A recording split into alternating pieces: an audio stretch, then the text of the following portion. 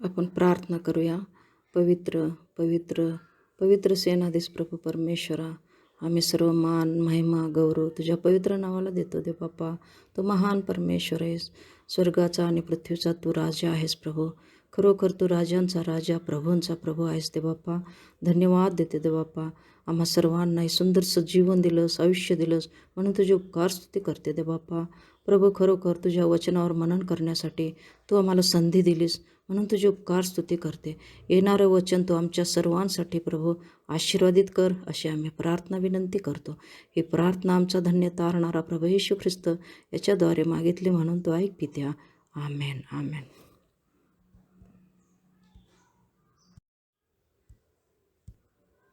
Praise the Lord सर्वांना. प्रियांनो, आजचा विषय आपला थोडासा आगळा वेगळा आहे आणि तो विषय आहे म्हणजे देवाची मुले. या विषयावर आपण थोडंसं मनन करणार आहोत.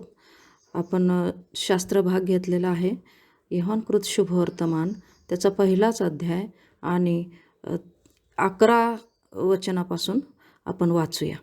जे त्याचे स्वतःचे त्याकडे तो आला, तरी त्याच्या स्वकीयांनी त्याचा स्वीकार केला नाही, परंतु जितक्यांनी त्याचा स्वीकार केला तितक्यांना, म्हणजे त्याच्या नावावर विश्वास ठेवणाऱ्यांना, त्याने देवाची मुले होण्याचा अधिकार दिला. ह्या वचनानुसार हे वचन आपल्याला असं सांगतं की प्रभू येशू ख्रिस्त देहधारण करून ह्या जगामध्ये आला, परंतु त्याला अनेकांनी त्याचा धिक्कार केला. अनेकांनी त्याला नाकारलं की तो देवाचा पुत्र आहे, हे त्यांनी मान्य केलं नाही. परंतु जितक्यांनी त्याच्या नावावर विश्वास ठेवला आणि त्याचा जितक्यांनी स्वीकार केला त्यांना देवाची मुले होण्याचा अधिकार त्यांनी दिला. तर स्वर्गीय पित्याने जे कोणी येशू ख्रिस्ताचा स्वीकार केले आणि येशू ख्रिस्त हा प्रभू आहे असं ज्यांनी विश्वास ठेवला त्यांना देवाची मुले होण्याचा हा अद्भुत अधिकार देण्यात आलेला आहे. आणि त्याविषयी आपण पुढे वचनाच्याद्वारे आपण शिकूया आणि वचनांचं मनन करूया. त्यांचा जन्म रक्त अथवा देहाची इच्छा अथवा मनुष्याची इच्छा ह्यापासून झाला नाही. त्यांचा असं आहे इथं, तर देवापासून झाला. तर हे जे वचन आहे ते 11 आणि 12 वचनाशी रिलेटेड आहे. तर इथं काय म्हटलेलं आहे, मी वाचते 11 वचन. जे त्याचे स्वतःचे त्याकडे तो आला, तरी त्याच्या स्वकीयांनी त्याचा स्वीकार केला नाही, परंतु इथून आहे, परंतु जितक्यांनी, इथून घ्यायचं आपल्याला, परंतु जितक्यांनी त्याचा स्वीकार केला तितक्यांना, म्हणजे त्याच्या नावावर विश्वास ठेवणाऱ्यांना देवाची मुले होण्याचा अधिकार दिला. तर जे कोणी येशू ख्रिस्ताच्या नावावर विश्वास ठेवतील, जे कोणी त्याचा स्वीकार करतील, माझा प्रभू माझा तारणारा म्हणून, तर त्यांना देवाची मुले होण्याचा अधिकार काय झालेला आहे, देण्यात आलेला आहे, दिला. येशू ख्रिस्ताच्या नावावर विश्वास ठेवणाऱ्यांना, येशूचा स्वीकार करणाऱ्यांना देवाची मुले होण्याचा अधिकार दिला. तर हे पुढचं जे वचन आहे, तर ह्या ठिकाणी काय झालं, त्या दिवशी येशू ख्रिस्ताच्या जन्माविषयी मी सांगितलं, परंतु हे वचन मी इंग्लिशमध्ये वाचलं. तर त्यांचा जन्म, जी देवाची मुले झाली आहेत किंवा होणार आहेत, त्यांचा जन्म रक्त अथवा त्यांचा जन्म रक्त अथवा देहाची इच्छा अथवा मनुष्याची इच्छा ह्यापासून झाला नाही. म्हणजे आता आपणच, तुम्ही आणि मी, येशू ख्रिस्ताचा स्वीकार केलेला आहे. येशू ख्रिस्ताच्या नावावर आम्ही विश्वास ठेवलेला आहे. येशू ख्रिस्त जिवंत देव आहे. येशू ख्रिस्त आमचा तारणारा, त्याच्या बलिदानाद्वारे काय झालेलं आहे, आम्हाला आमच्या पापांची क्षमा झालेली आहे, असा आम्ही विश्वास ठेवला आणि त्याचा आम्ही स्वीकार केला, तेव्हा आम्ही देवाचं मूल झालो. तुम्ही आणि मी सर्वजण आम्ही देवाचं मूल झालोय. तर हा जो जन्म आहे, तर अगोदर आता काय झालेला आहे, आपण आपला शारीरिक जन्म झालेला आहे, आपल्या आई वडिलांपासून आपला जन्म झालेला आहे. तर हे वचन काय सांगतंय की देवाची मुलं होण्यासाठी तो जन्म जो आहे रक्त मांसापासून नाही, किंवा आपल्या आई वडिलांच्या रक्तापासून आपला जन्म झालेला आहे. तर आपले आई वडील, पती पत्नीपासून एखाद्या मुलाचा जन्म होतो तसा नाही होणार. देवाची मुले बनण्यासाठी हा जसा शारीरिक जन्म होतो तसा जन्म होणार नाही. तर कशाने होतो मग, तर तो देवापासून होतो म्हणून सांगितलेले. आता हा देवापासून हा जन्म कसा होतो? तर मग आता तुम्हाला मी एक वचन सांगते. तो जन्म कसा होतो? तर योहानाला पहिले पत्र त्याचा 3रा अध्याय उघडा. योहानाला पहिलं पत्र. तर देवापासून आपला जन्म होतो. हे कळालं तुम्हाला 13वं वचन? तर देवाची मुले होण्यासाठी जसं शारीरिक जन्म होतो, आईच्या गर्भामध्ये वाढ होते, तसा हा जन्म होत नाही. देवापासून जो जन्म होतो तो कसा होतो? म्हणजे आमचा आत्मिक जन्म.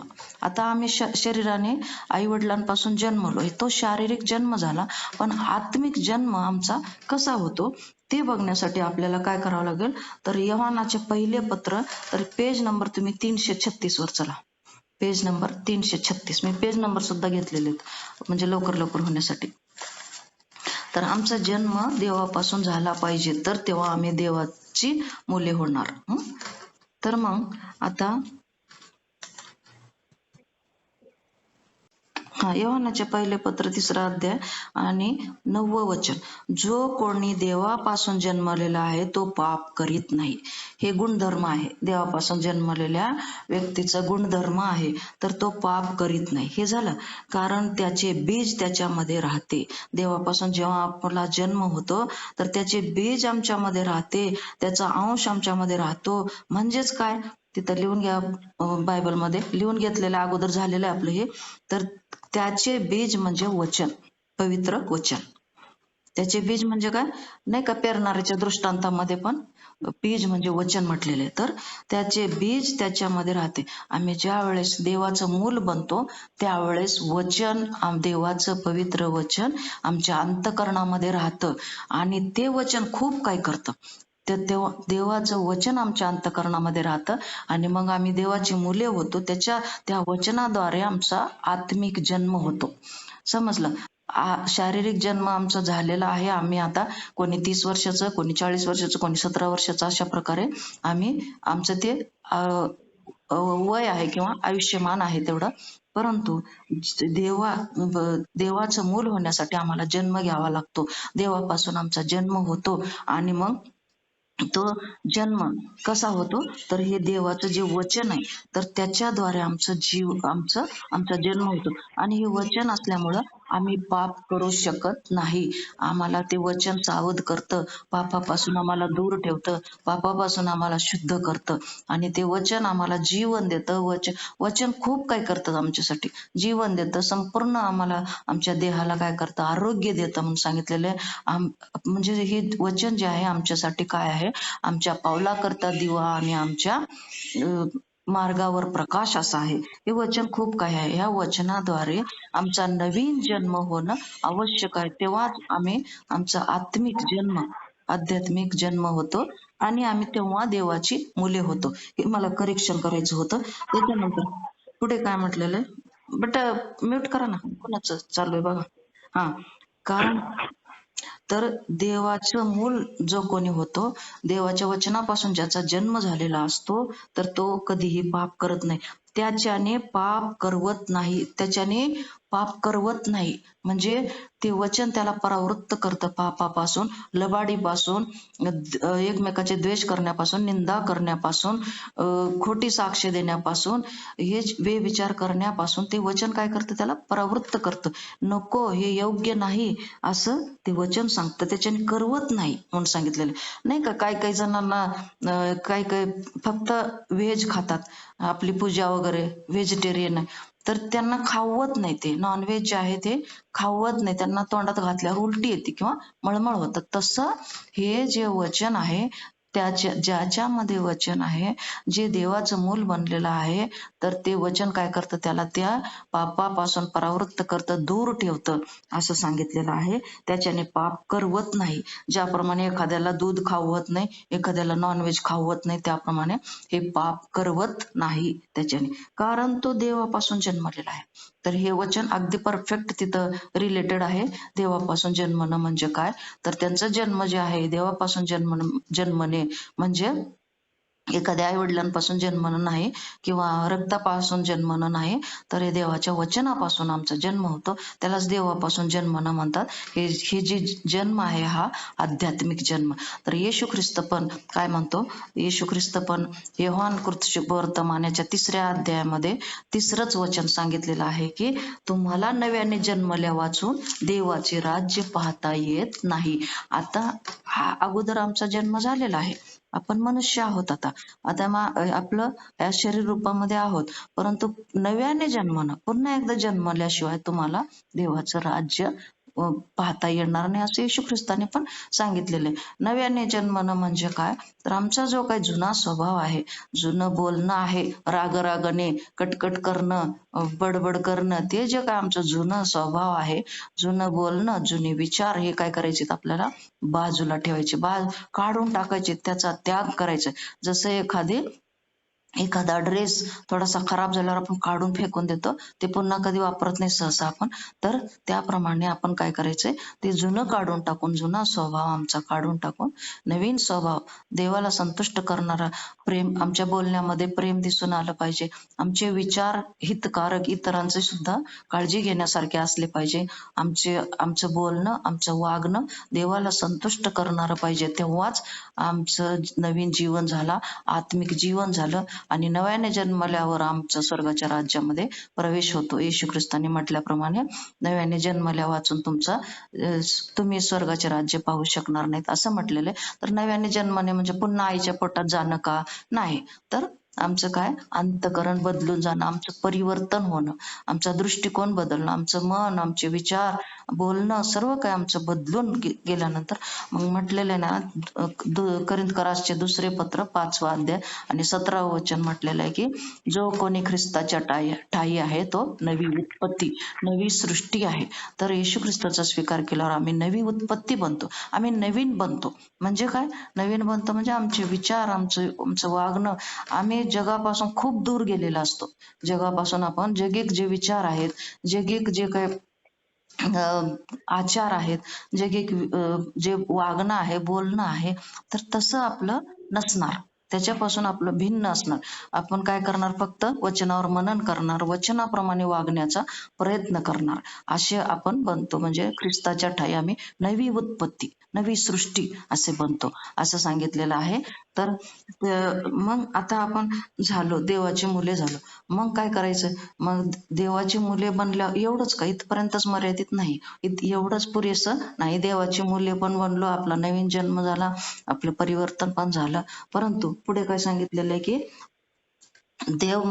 येशू ख्रिस्त म्हणतो की योहान कृत शुभवर्तमान 14वा अध्याय, पटापट उघडत असाल तर उघडा तुम्ही. योहान 150 पेज नंबर 150. तर त्या ठिकाणी काय सांगितलेलं आहे? 150 पेज.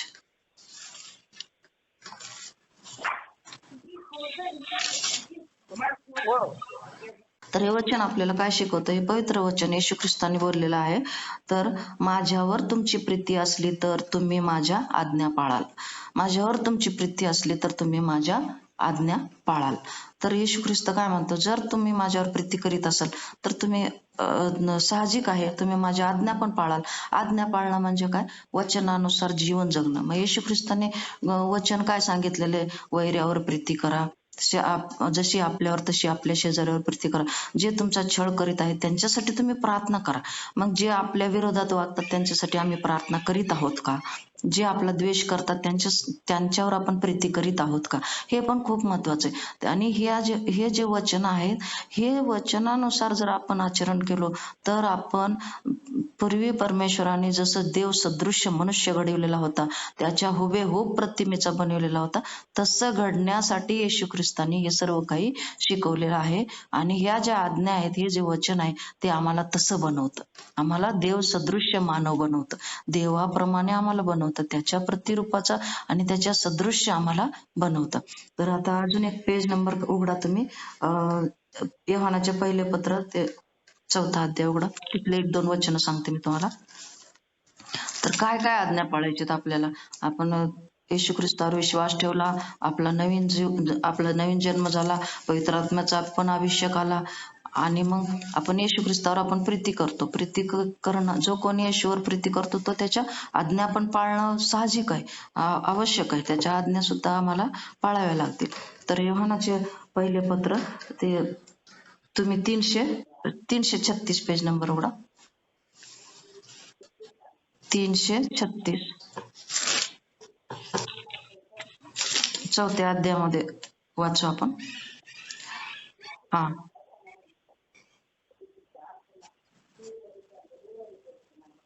तर चौथा अध्याय 300 एक मिनिट हा. योहानाचे उघडलं का? पहिले पत्र चौथा अध्याय उघडलं का? मग त्याच्यामध्ये बघा 7वं आणि 8वं वचन बघूया आपण.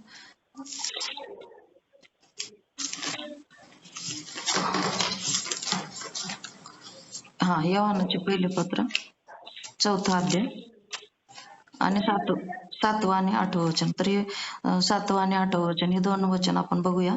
तर या ठिकाणी काय म्हटलेलं आहे की देवाची आज्ञा काय सांगते आपल्याला, येशू ख्रिस्ताने काय आज्ञा घालून दिलेले आहेत. तर काय म्हटलेलं आहे इथं 7वं वचन, प्रियजन हो, आपण एकमेकांवर प्रीती करावी, कारण प्रीती देवापासून आहे. तर प्रीती करणं हे कोण शिकवतं? देव शिकवतो. तर प्रीती ही देवापासून आहे आणि द्वेष, तिटकारा, तिरस्कार हे सैतानापासून आहे. प्रीतीच्या उलट काय? द्वेष करणं, तिरस्कार करणं हे सैतानापासून आहे. तर आपण ज्या वेळेस कोणाचा तिरस्कार करतो तर लगेच आपण ओळखून घ्यायचं की ही गोष्ट आपल्या मनामध्ये कोणी घातलेली आहे? सैतानाने. आपण एकमेकांवर प्रीती करतो तेव्हा समजून घ्यायचं की ही गोष्ट देवापासून आहे, मी देवापासूनच आहे. माझा सुद्धा जन्म देवापासूनच झालेला आहे आणि मी स्वतः देवापासून आहे, मी देवाचं लेकरू आहे असं समजून घ्यायचं. तर आपण एकमेकांवर प्रीती करावी, कारण प्रीती देवापासून आहे. प्रीती ही कोणापासून आहे? देवापासून आहे. आणि येशू ख्रिस्ताने काय म्हटलं? जो माझ्यावर प्रीती करतो तो माझ्या आज्ञा पाळतो. तर प्रीती ही देवापासून आहे आणि जो कोणी प्रीती करीतो तो देवापासून जन्मलेला आहे. जो प्रीती करतो तो देवापासून जन्मलेला आहे.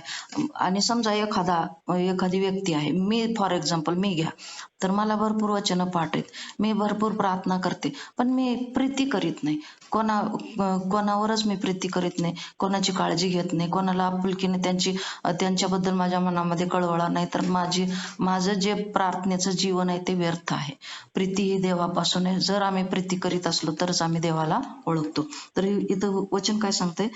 जो कोणी प्रीती करतो तो देवापासून जन्मलेला आहे. समजून घ्यायचं, इतरांवर प्रीती करतो तर मी देवापासून जन्मलेला आहे. हे एक वचन खूप महत्वाचं आहे. व देवाला ओळखतो.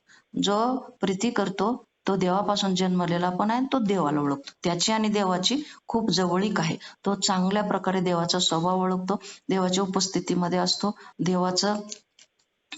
देवाची अपेक्षा, आमच्याबद्दलची जी काय अपेक्षा आहे ती सर्व काही त्याला माहिती आहे. तो जाणतो देवाला. जो प्रीती करतो तो देवाला देखील ओळखतो, जाणतो. आणि जो प्रीती करीत नाही तो देवाला ओळखीत नाही. जो प्रीती करीत नाही, जो निष्ठुर आहे, कठोर आहे, त्याची आणि देवाची बिलकुल ओळख नाही आणि तो देवापासून खूप दूर आहे. कारण देव प्रीती आहे. जो प्रीती करीत नाही तो देवाला ओळखीत नाही. कारण तो देव काय आहे? प्रीती आहे. हे वचन खूप चांगल्यावर 8वं वचन. देव प्रीती आहे. मग देव प्रीती आहे तर आम्ही प्रीती केल्यावरच देवाची आणि आमची ओळख होईल. हे खूप महत्वाचं आहे. तर जो प्रीती करीत नाही तो देवाला ओळखीत नाही असं सांगितलं. जो तिरस्कार करतो, द्वेष करतो, हेवा करतो, मत्सर करतो तो देवाला कधीच ओळखत नाही, तो देवाला जाणत नाही. जो प्रीती करतो तोच देवाची त्याची ओळख आहे आणि तो देवाच्या खूप जवळ आहे असं या ठिकाणी सांगितलेलं आहे. परत त्याच्याच पुढच्या पानावर काय आहे? 19 आणि 20 वचन लास्ट. तिथंच पेज नंबर 337 19 वचन. म्हणजे योहानाचे पहिले पत्र चौथा अध्याय 19 वचन. पहिल्याने त्याने आपणावर प्रीती केली म्हणून आपण प्रीती करतो. पहिल्याने परमेश्वराने प्रीती केली आमच्यावर. त्या स्वर्गीय देवाने आमच्यावर प्रीती केली. कशी प्रीती केली? त्याने त्याच्या प्रीतीचं प्रमाण काय दिलं? त्याचा एकुलता एक पुत्र काय केला? आमचा नाश होऊ नये असं देवाला वाटलं. आमच्याबद्दल प्रेम आहे परमेश्वराच्या मनामध्ये, कळवळ आहे, आमची काळजी आहे त्याला. आणि मग त्यांनी काय केलं? त्या प्रीती खातर, त्याच्या मनामध्ये आमच्या विषयीचं जे प्रेम आहे त्या प्रेमाखातर त्यांनी आपला एकुलता एक पुत्र पाठवला. पहिल्याने त्याने आमच्यावर प्रीती केली, आपण त्याच्यावर प्रीती केली नाही. तर पहिल्याने परमेश्वरच मानवावर प्रीती केली आणि मानवावर परमेश्वराने प्रीती केली. 20वं वचन, मी देवावर प्रीती करीतो असे म्हणून. आता समजा उदाहरणार्थ एखादी व्यक्ती म्हणते, नाही मी देवावर प्रीती करतो, मी खूप वचन वाचतो, प्रार्थना करतो, चर्चला जातो, मला सगळं काही पाठ आहे, माहित आहे, मी उपवास करतो. असं जर एखादा व्यक्ती म्हणाला, मी देवावर प्रीती करतो, असे म्हणून जर कोणी आपल्या बंधूचा द्वेष करेल तर तो लबाड आहे. मी देवावर प्रीती करतो म्हणतो. मी म्हणा तुम्ही कोणी पण, फॉर एक्झाम्पल एखादी XYZ व्यक्ती, तर एखादी व्यक्ती म्हणते मी देवावर प्रीती करतो, मी देवावर प्रेम करतो, परंतु तो आपल्या बंधूचा द्वेष करतो, आपल्या घरातल्या लोकांचा तिरस्कार करतो, आपल्या बहिणींचा, आपल्या भावांचा तिरस्कार करतो, आपल्या नातेवाईकांचा तिरस्कार करतो, आपल्या सोबत कामाला असणाऱ्यांचा तिरस्कार करतो, तर तो लबाड आहे म्हणून सांगितले. स्पष्ट सांगितलेलं आहे, अंडरलाईन करा तुम्ही त्याला. जर कोणी आपल्या बंधूचा, मी देवावर प्रीती करतो म्हणणारा आपल्या बंधूचा जर द्वेष करतो तर तो लबाड आहे म्हणून सांगितलं. तो खोटं सांगतो. देवावर प्रीती करतो म्हणतो एकीकडं आणि दुसरीकडे काय करतो, आपल्या बंधूचा द्वेष करतो, तिरस्कार करतो. कारण त्याचं कारण काय, तिरस्कार कसं काय करतो, कारण डोळ्यापुढे असलेल्या आपल्या बंधूवर जो प्रीती करीत नाही त्याला न पाहिलेल्या देवावर प्रीती करता येणे शक्य नाही म्हणून सांगितलेलं आहे. तर आपले बहीण भाऊ, आपले आई वडील, आपल्या घरातले लोक, आपले पती, आपले मुलं, आपले जे कोणी नातेवाईक आहेत ते डोळ्याला दिसतात आपल्या. त्यांची परिस्थिती दिसते, त्यांचं बोलणं, वागणं म्हणजे प्रत्यक्षात ते दिसतात आपल्या डोळ्याला. आपण जवळ पण जाऊ शकतो. परंतु तर त्या डोळ्याला दिसणाऱ्यांवर आपण जर प्रीती करीत नाही तर जो देव न दिसणारा देवावर काय प्रीती करणार, असं ते कारण सांगितलेले. मी देवावर प्रीती करतो म्हणून जर एखादा दुसऱ्यांचा द्वेष करीत असेल तर तो लबाड आहे म्हणून सांगितलेले. त्याचं कारण काय, डोळ्यासमोर असलेल्यांवर तुम्ही प्रीती करीत नाही. जर अदृश्य, तर अदृश्य स्वरूपात असलेल्या परमेश्वरावर आम्ही काय प्रेम करणार आहे. कारण वरचं वचन काय सांगितले, तर आम्ही लबाड आहोत, कारण न दिसणाऱ्या देवाला, अदृश्य स्वरूपामध्ये आमच्यापासून दूर असलेल्या देवाला, परंतु देव जरी दिसत नसला तरी तो सर्व आम्ही काय बोलतो ते ऐकतो, आम्ही कसं वागतो,